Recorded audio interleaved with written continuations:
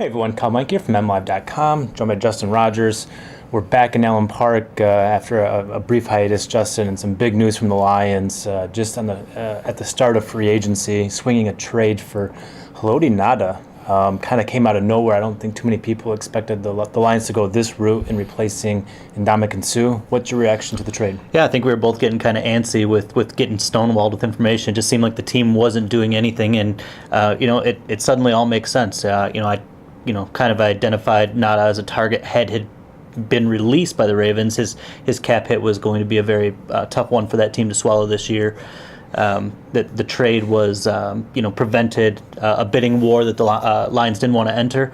It's a good fit. It's a good fit schematically. I think it's a good fit financially. $8.5 million cap hit is still big. I think there's some chance there that the Lions could extend that, relieve a little bit of that pressure.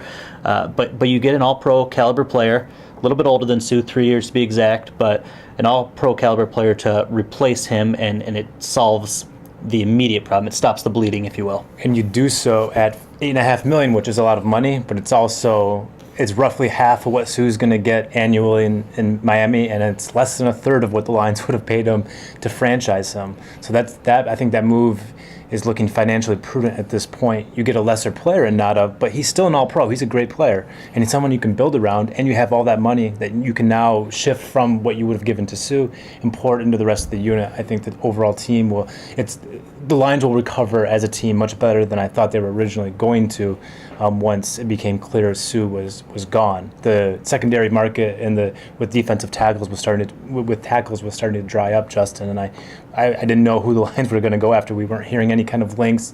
Guys were starting to go. The Lions were quiet. But to swing the trade, they basically bypassed the whole free agent market altogether, and I think this was a great move by the Lions. They screwed up with Ndamukong Suh, and we can't forget that. But at the same time, I think they've recovered exceptionally well. We both like Pro Football Focus. It's not the end-all, be-all, but they put out some interesting information that Ngata actually had his best season through their grading system last year in 12 games that he had his entire career. It's a guy, even at 31, who's still highly productive. He's a schematic fit in the sense that he can play inside, outside. He's, even though the Ravens played a 3-4, it's a one-gap attacking defense.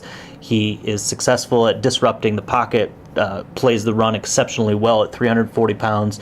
And he does. He gives the Lions, who like that multiple front defense, that ability to kind of switch between the 4-3 and the 3-4 based on situations. He gives them a lot of flexibility there, which is a real big added benefit. And historically with the Lions, and particularly with Terrell Austin last year, they like multiple fronts. They like to give different looks. You saw all kinds of stuff last year with Suh bouncing to defensive end, or Ziggy Ansah or Jason Jones or Darryl Tapp bouncing inside, doing all kinds of things. And we saw sacks. We saw all kinds of havoc coming out of sets like that. And that's something you can do with Haloti Ngata, is because he's a great defensive tackle, one of the best of the past decade. And last year, he was a top 10 defensive end, according to Pro Football Focus. And so he can do all kinds of things for you. And, of course, he has that history with Terrell Austin, both coming out of that Baltimore system. And, the next big topic we're going to talk about, or at least fans are going to talk about, is the 3-4. Are the Lions moving to a 3-4? They do have a lot of linebackers. They don't have Ndamukong Suh. They might not have Nick Fairley. In some ways, that makes sense to feature it more prominently than in the past. Whether it's a sub package or the main package is to be seen at this point. But he gives you options, and that's something you like with Haloti Ngata. I think 4-3, 3-4, we're not even going to be talking about it in 5 years. It's just the NFL is going away from it. You're going to have enough talent capable of doing both.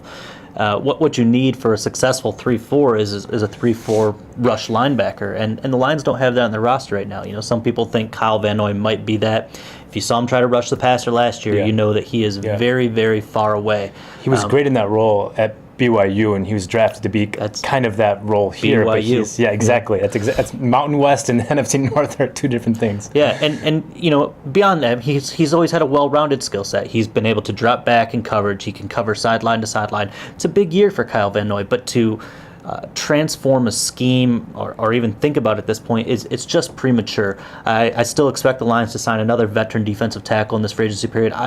Nick Fairley is certainly still in play, and would be a reasonable fit at the right cost. But that remains to be seen at this point. They'll probably draft one as well. Well, their depth chart at this point, defensive tackle reads Haloti Ngata, Karan Reed. So it's inevitable. The Lions, just in a sheer numbers game, they have to add a couple of guys. It's worth noting with Ngata, 1 year left on his deal, 31 years old. This is not a long-term solution, and I think that's the biggest drop-off you have going from Sue to Haloti Ngata, is that Sue would have been your future. Ngata is not necessarily your future. This is a stopgap, but it's a pretty damn good one, especially considering what you would have been facing with the loss of a player like Ndamukong Suh. I think Ngata is I think we both agree Ngata is the type of player you can build a good defense around, and I wasn't sure if they're going to get that kind of player. As silly as it sounds, the Lions have not acknowledged that this deal has happened yet. That are going to wait for Ngata to pass his physical. We'll probably meet Ngata on Wednesday. Hopefully we'll get some clarity on whether an extension is in play. I wouldn't throw a lot of years at this guy, but if you could get an extra 2 years on that deal, make it a 3-year contract, you could play a little bit with the cap hit in that first year and create a little bit more spending money to address the needs that the team still has. Defensive tackle, cornerback, guard, running back. There are holes on this roster still, but there is zero question Ndamukong Suh's departure was the biggest hole, and they addressed that emphatically today. Big day for the Lions, and they thought they'd do it in a financially responsible way as well. So I think they'll have the capital to make something happen elsewhere with their needs. For Justin Rogers, I'm Kyle Meinke. We are MLive. We're in Allen Park all week. Big week with free agency going on. Surely more action happening in the next few days. So keep it right here.